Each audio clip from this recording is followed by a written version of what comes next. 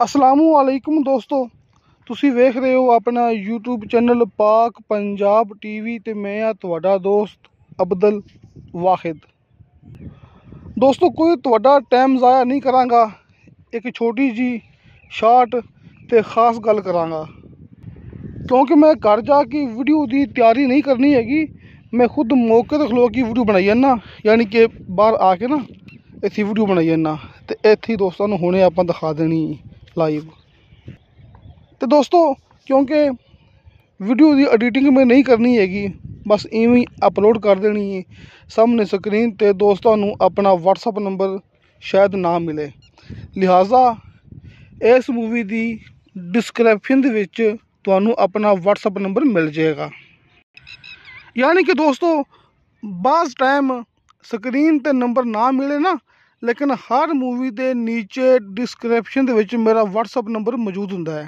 Call ते राबता ना हो सके, तुसी वॉइस मैसेज करना है, चैट करनी है, तुहानूं फौरन ओदी रिप्लाई मिलेगी। तो किसी दोस्त नूं फिर भी नंबर का ना पता लगे, तुसी कमेंट करके नीचे मेरे को मेरा व्हाट्सअप नंबर ले सकते जी। काफ़ी दिन हो गए सी दोस्तों नूं मैं ठेके वाली ज़मीन की गलबात नहीं की सी। तो दोस्तों अपने कोले ठेके वाली ज़मीनां मौजूद होंदियां ने अपने इलाके च, यानी कि इधर चकवाल वाली साइड तो नहीं, क्योंकि चकवाल का इलाका भी अपने कोल है, लेकिन उत्थे फिलहाल अपने कोल ठेके वाली ज़मीन नहीं होंदी। लिहाजा ये साहिवाल, आरिफ वाला, पाकपतन इस दे आस पास अपने कोले ठेके वाली ज़मीनां मौजूद ने। तुसी तकरीबन एक मुरब्बे तो लैके कोई 10-12 मुरब्बे ज़मीन इकट्ठी अपने को ठेके वास्ते ले सकते जी। तो दोस्तों ठेके पहले तो काफ़ी है सी, तो हुण चूंकि ठेके थोड़े कम हो गए ने, तो वीडियो दोबारा बनाने का मेरा मकसद भी यही है कि ठेके हुण कम हो गए ने। लेकिन दोस्तों ठेके इन्ने ज़्यादा कम नहीं होए है, 19-20 का फर्क पिया है। क्योंकि जड़ा है तुहाडे सामने ये झोना है, यानी कि ये चावल की फसल हैगी। अपनी ज़मीन होंदी है खास चावल वास्ते, आलू वास्ते ते मकई वास्ते। तो जिमें कि मेरे दोस्तों को पता है कि चावल का रेट ऊपर है, आलू का रेट भी हाई है जी, सिर्फ गंदम नीचे आई है। तो बाकी दोस्तों मैं हर मूवी के विच ये भी गल बार बार करता हुन्ना कि जिन्होंने ज़मीन ठेके ते लई हुंदी है ना, वो गंदम की फसल काश्त नहीं करते है जी। उन्होंने सिर्फ आलू, मकई, चावल, एक साल दे विच 3 फसलां काश्त करनियां हुंदियां ने। अगर आप गंदम की फसल काश्त करांगे ना, तो जाहिर कि फिर 2 फसलां आप काश्त कर सकांगे, क्योंकि 6 माह की फसल कल्ली हुंदी है। लिहाजा जिन्ने भी दोस्त ज़मीन ठेके ते ले रहे हैं ना, वो आलू, मकई, चावल ये 3 फसलां काश्त कर रहे हैं।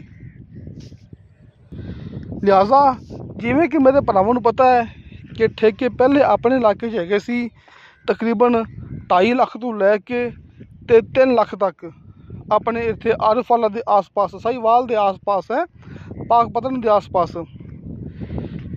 लेकिन ज़िला उकाड़ा वो अपने इलाके के करीब है ना, ज़िला उकाड़ा, दीपालपुर, उत्थे ठेके अज भी उवें ही है, यानी कि 3 लाख तो लैके 4 लाख तक, यानी कि वो ठेके कम नहीं होए है।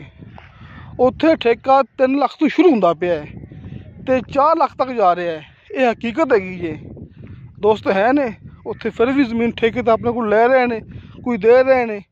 बस इलाके इलाके का फर्क हुंदा है, जगह का, माहौल का, नेरी पानी का फर्क हुंदा है। जिहड़ा है इलाका उकाड़े वाला, उत्थे नेरी पानी इन्ना क वाफर हुंदा है कि आपां नूं टरपैन चलाने की 1 मिनट वास्ते भी ज़रूरत पेश नहीं आती हैगी। लेकिन ये गल मैं तुहाडे नाल इस वास्ते करदा पिया ताकि भरावां नूं पता होवे कि हले भी ठेके इन्ने महंगे हैगे ने, कि हले भी इलाके ऐसे हैगे ने जिथे ठेके बहुत ज़्यादा जा रहे हैं, ऊपर जा रहे हैं।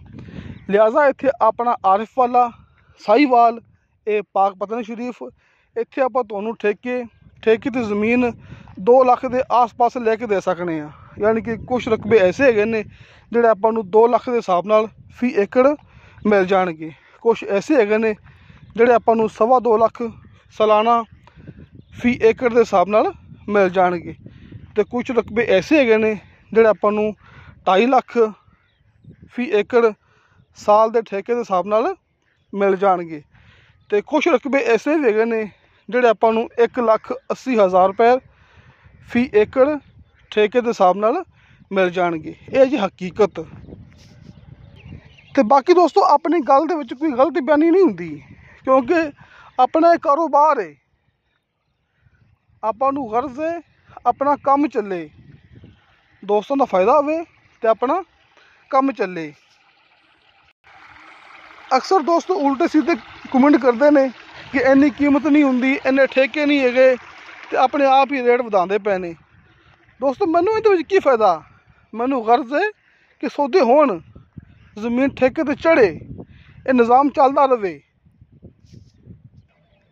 ਲਿਹਾਜ਼ਾ ਕਿਸੇ ਵੀ ਚੀਜ਼ ਦੀ ਕੀਮਤ ਵੱਧ ਮੈਂ ਨਹੀਂ ਦੱਸ ਸਕਦਾ, ਉਹਦੇ ਵਿੱਚ ਮੇਰਾ ਨੁਕਸਾਨ ਹੈ। ਮੈਂ ਝੂਠ ਬੋਲ ਕੇ ਵੀਡੀਓ ਅਪਲੋਡ ਕਰਨੀ ਹੋਵੇ ਨਾ ਤੇ ਮੈਂ ਇਹ ਵੀ ਕਹਿ ਸਕਦਾ ਕਿ ਆਹ ਜ਼ਮੀਨ ਪਈ ਹੋਈ ਜੇ, ਸਿਰਫ ਇਹਦਾ 50,000 ਠੇਕਾ ਹੈਗਾ ਤੇ ਆਜੋ ਲੈ ਲਓ ਆ ਕੇ, ਲੇਕਿਨ ਮੈਂ ਇਹ ਕੰਮ ਨਹੀਂ ਕਰਦਾ ਪਿਆ।